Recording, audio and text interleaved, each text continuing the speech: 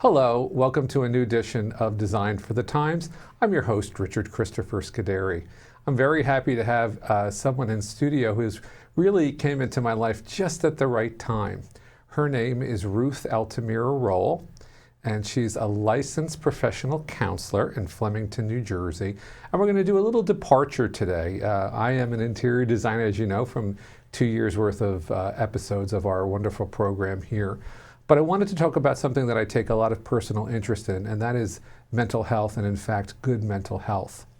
In 2017, I wrote my first book, and this is the book. It's called The Lonely Boy, and it chronicles my struggles with severe anxiety and depressive disorder. And it's funny because most people meet me and they say, well, you have a television show. How could you have anxiety disorder? And in fact, that's just part of it, and I'm going to allow Ruth to really explain this in depth. But I felt that because of the anxiety that I had and the depression that I had, I needed to find things outside my own head to make my life work.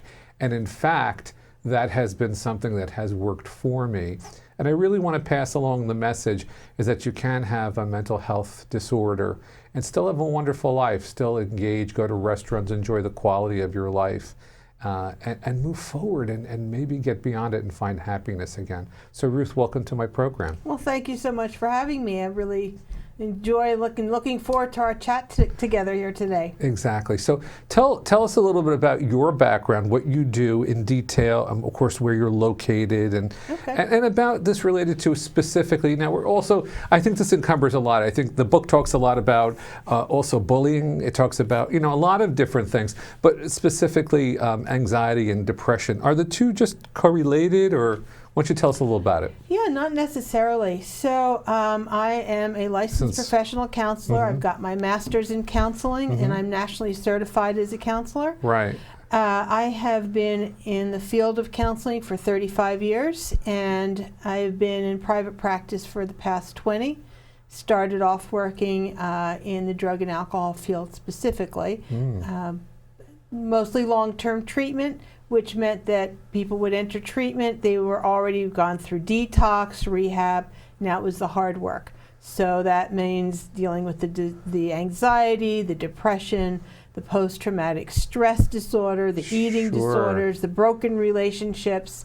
So it really gave me a great background in just about everything that you can think of in terms of mental health issues. Do you think there's a continuum? I always wondered this in behavior, in general human behavior, and over time, because you experience so much behavior, do you ever find that there's sort of patterns trend, or in such a way that patterns lead you to helping people find a slution? Do you know what I mean by that? I guess what I'm wondering, I guess you're asking me, I guess I'm not following. Because you've seen so much of that. Do you find there's a commonality with people with getting them through?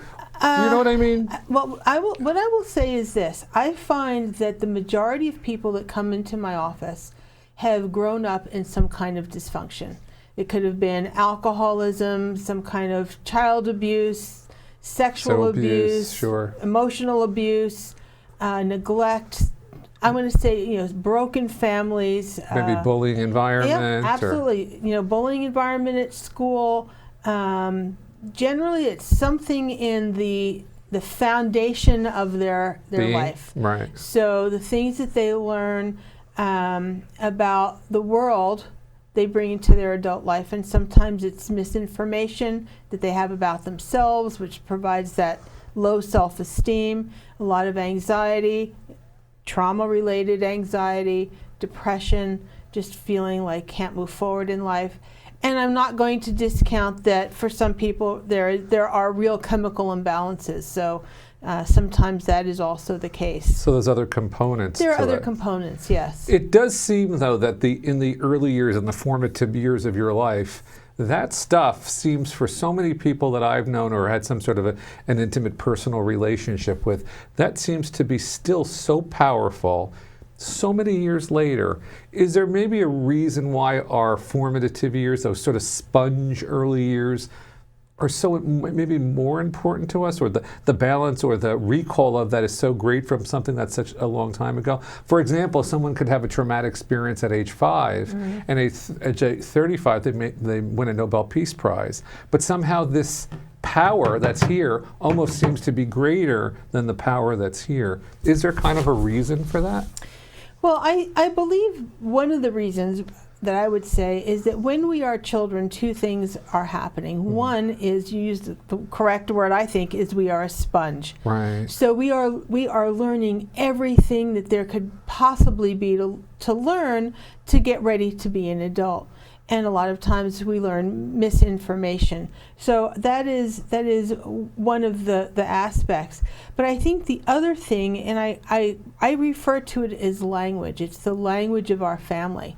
So if we hear nothing but negative statements, then that's what I'm going to continue to regurgitate throughout my life until someone says, well, how come you keep saying these negative things? Where did you learn that? And so then you begin to make some changes. But if we had a traumatic event in our childhood, it can get triggered. Even things can be going really smoothly in our lives, and we don't even remember where there's been a traumatic event, and then suddenly something happens and it all comes flooding back.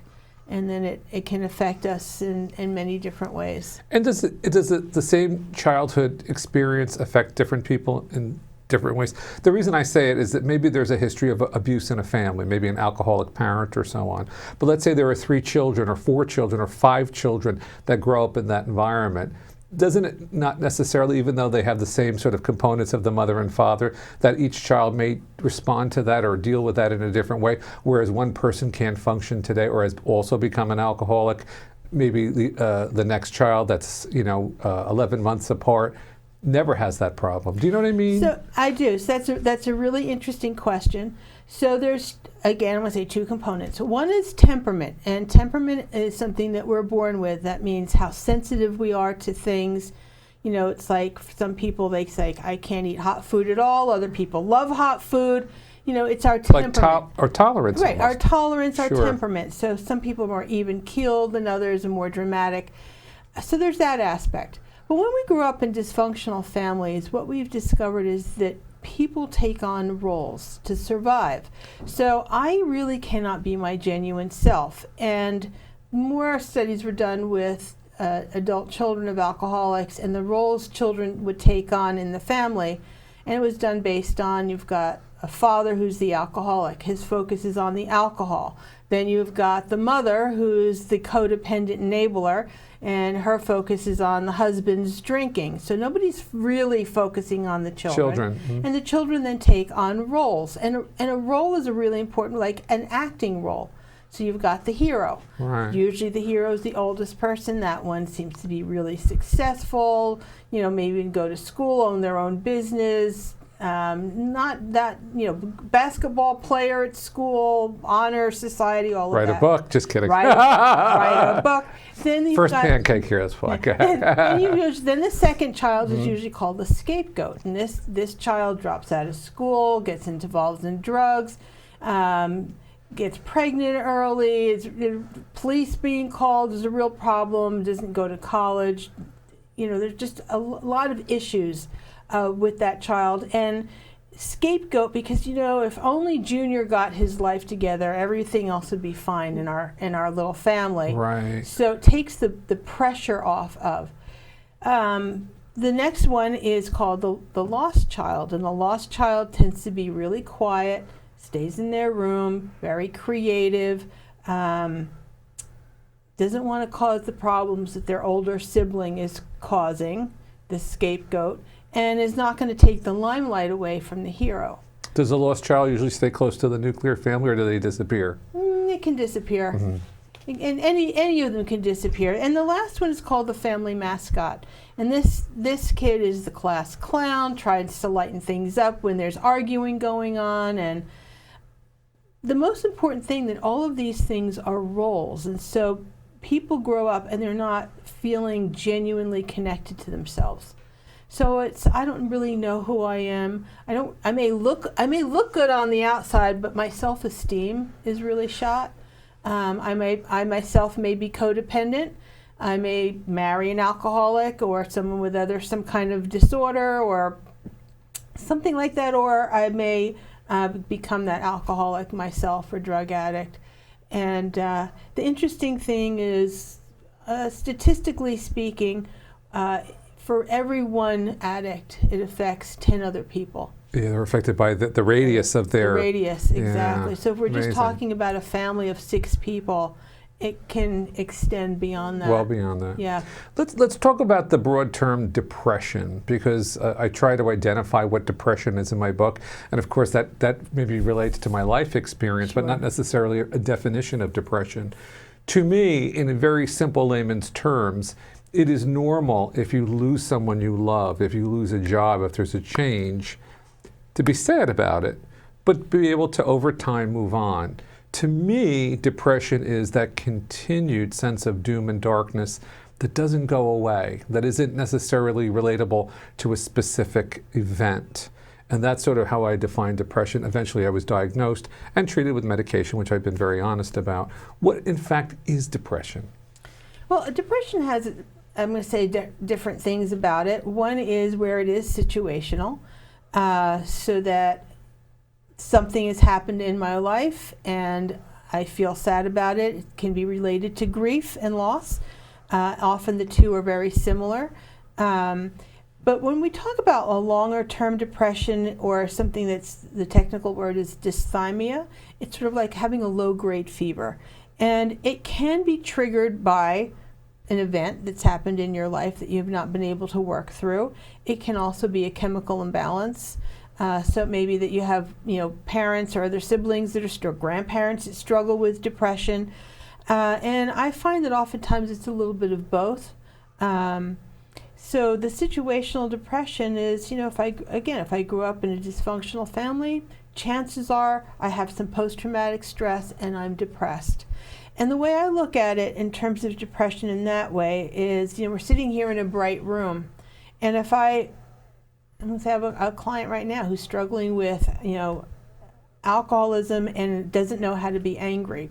Get angry, drink. Get angry, drink. So they're depressing, pushing down the feeling of anger. Being angry is not okay. So if you take that one feeling and say it's not okay to have it, it affects all the other feelings. We have 4 basic feelings: sad, mad, glad, and afraid. If I say I can't be mad, I'm not going to be glad. I'm not going to be afraid very much. I'm not going to be, sad, whatever. But I don't remember all the parts, how I said them. But ultimately, and I do this in my office, I'll turn off the lights and I'll say, now you're depressed. You get some joy, you get some sadness, but it's not really, you're not really connected. It's like seeing a rainbow, but all you see is the color orange. You don't get the full spectrum Effect, yeah. because your feelings have been depressed. And so learning how to access those feelings and have the full range of all the feelings that you have can move you out of depression. The confusing thing for me about depression is everybody's symptoms are different, and I find over time, because this is something I've lived with for many years, the depression symptoms physically change. They do. For a while I had a depressive symptom where I had shaking. Once in a while I would have shaking. That seems to have gone away. Different things throughout my life. Sweating, right? Getting very warm. And they sort of cycle and then they sort of change. It's kind of a tricky thing, depression, don't you think?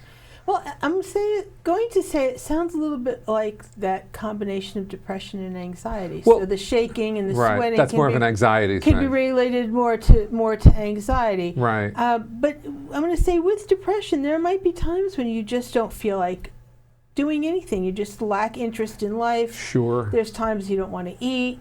You stay in bed all the time. Then there's times all you do is eat. Yeah. And you can't sleep. And you're irritable. It's sort of an imbalance. It is. It is an imbalance. And the interesting thing is that our brain is malleable. It's called neuroplasticity. So that means that I can, if all I've been doing is thinking dark, negative thoughts, right. chances are the consequence to that is depression. Sure. if I actively stop that and start thinking about positive things and positive thoughts, my brain is going to actively start changing, and my mood may shift. I can shift to feeling less depressed, and So- it becomes a tool to so Ruth, manage depression. Are you ever too old to change your brain? Oh, absolutely not. So somebody who's had a history or a pattern, a repeat pattern of being a depressed person can at any time change their brain. Absolutely. I will say the older we are, the more work it becomes, Sure. because we have I'm going to call it a habit. The habit of negative thinking is much more ingrained. It's a much wider pathway in the brain, and we want to create a new one. I say we got an interstate that we want to kind of let that atrophy and start making a whole new Right. road in our brain. A new path in our yeah, brain. exactly. Are there any things that are sort of, we have to, in the short half-hour time space I have with, are there any sort of little maybe tricks to help reinforce the behavior? If you're a person that's always used to saying, oh my God, I'm going to slip on that Right. floor right there, it's sort of hard to get out of that. Are there any tricks or any sort of things, mantra or something that you can do to sort of start to slowly change your brain? Associate it with something positive, or ways to...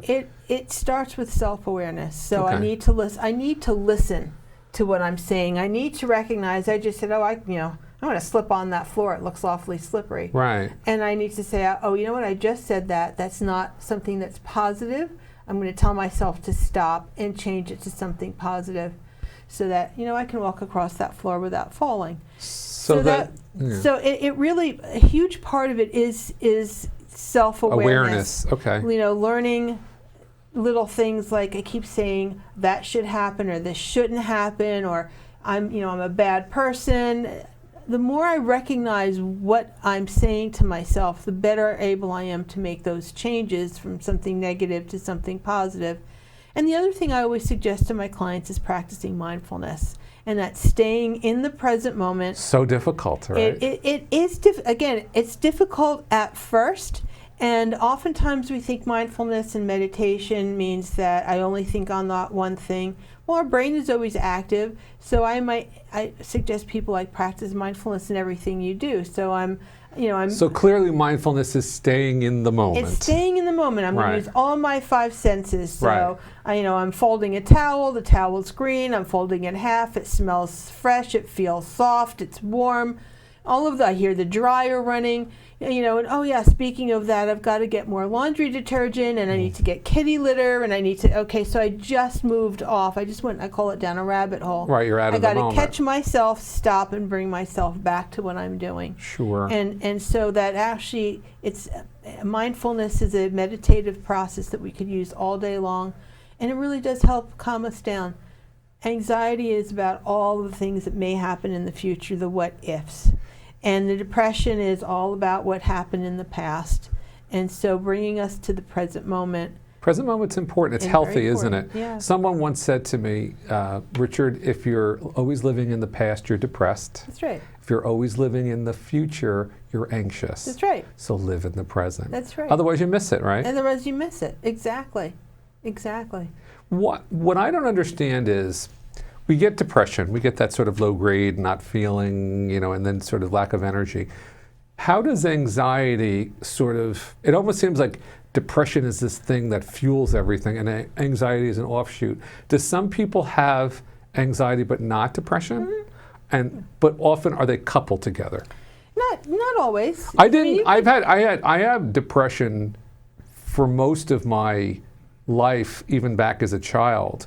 I didn't have my first panic attack until I was 30. So that's a lot of years of living without it. Why does that come off as an offshoot of the depression, the anxiety? Is The two may not necessarily be connected. Oh, no. Per se. Per se, okay. But you can be diagnosed with depression with anxiety. You can be diagnosed with anxiety with depression. But you can also have just depression as a diagnosis and anxiety as a diagnosis. Oh, With not correlated. they don't necessarily. So confusing. Just when I think I They're- have, you're like a Rubik's Cube, Ruth. they're- No, you yeah. aren't. It's the issues Yeah, that are, right. because I'm going to say anxiety is a very complex issue because it's not just worrying about the future.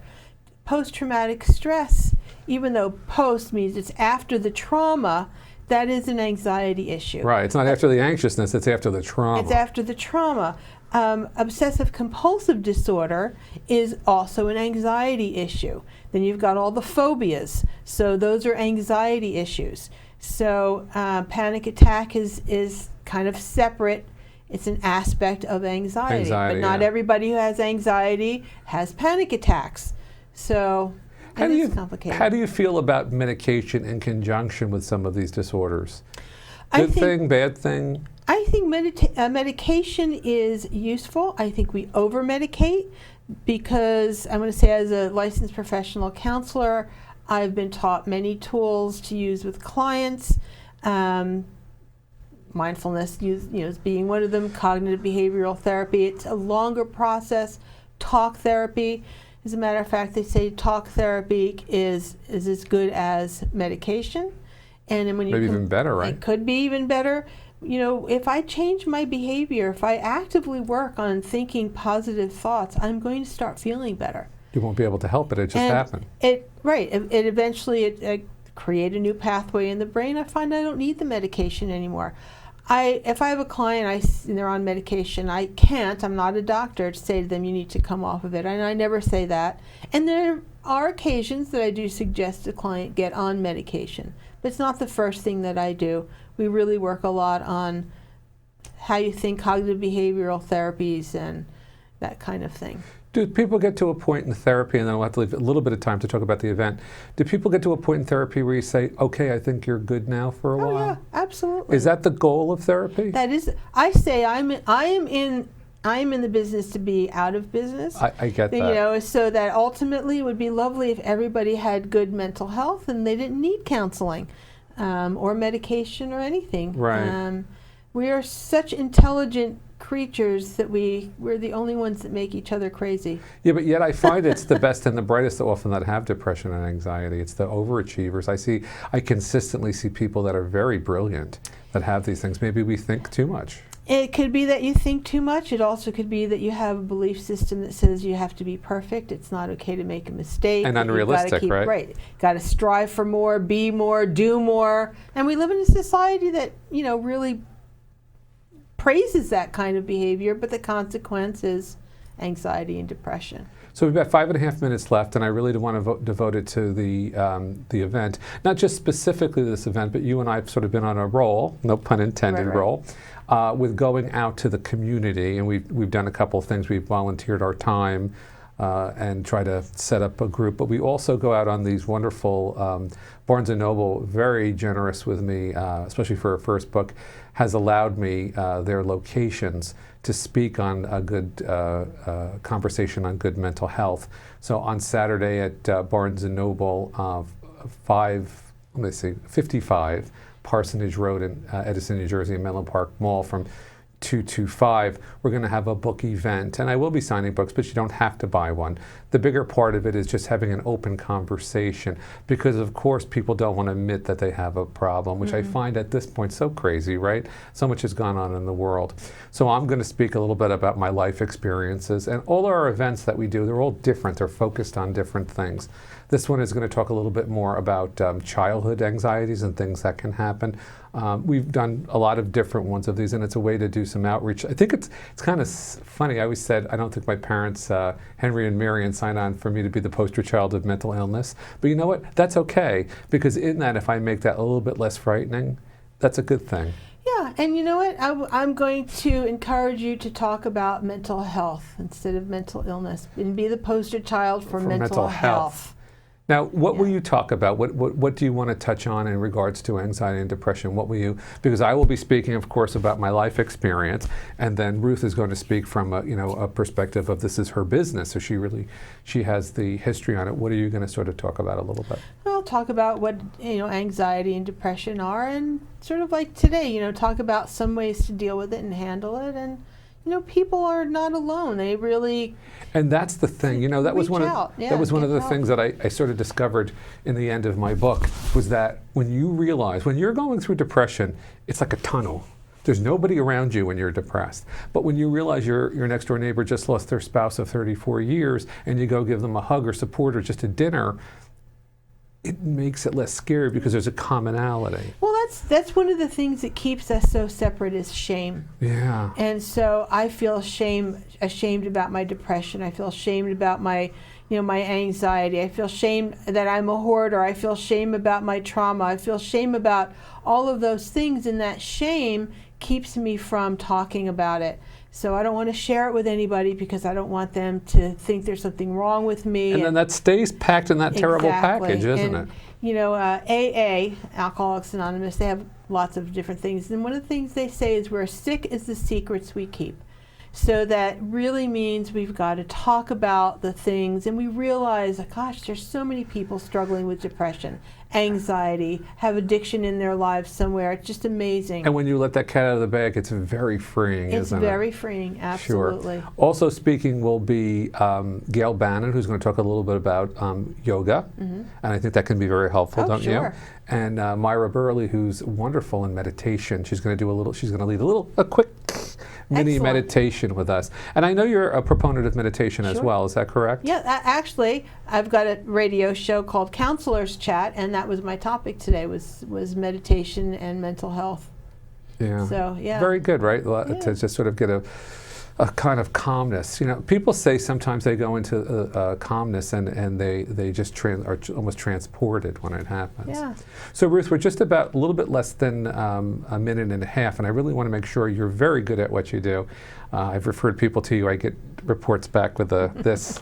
So why don't you just tell us again physically your name, where you're located, how they can reach you, and a Sure, phone number. Sure. So Ruth Altamura Roll, MANCC-LPC, that's a licensed professional counselor. My website is www.altarollcounselor.net. That's Altaroll with 2 L's, counselor, O-R.net. You can call me at 908-237-2899. That's 908-237-2899. And you could follow me on Facebook under Counselors Chat. That's my radio show, and you could see other topics that I've done. Terrific. It's so nice to have you here on our program. If you'd like to attend the event, I'm going to be on a tour called Conversation on Good Mental Health. The one that we're talking about is this Saturday, June the 1st, from 2 to 5 p.m. at Barnes & Noble, 55 Parsonage Road in Edison, New Jersey. If you'd like to purchase my book, the book is called The Lonely Boy. It is available at Amazon.com, BarnesandNoble.com, or you can go to any Barnes & Noble store. They are shelved in Barnes & Nobles throughout the States. And also I found out today in the UK, which was kind of interesting. Oh, cool. So we are going to be putting an audiobook together as a next step. So if you're not a reader, that's a good thing to do. Again, the book is called The Lonely Boy. My name is Richard Christopher Scuderi, and very pleased to have Ruth here, Ruth Altamura. We're all talking about wonderful things. Thank you, and have a great day.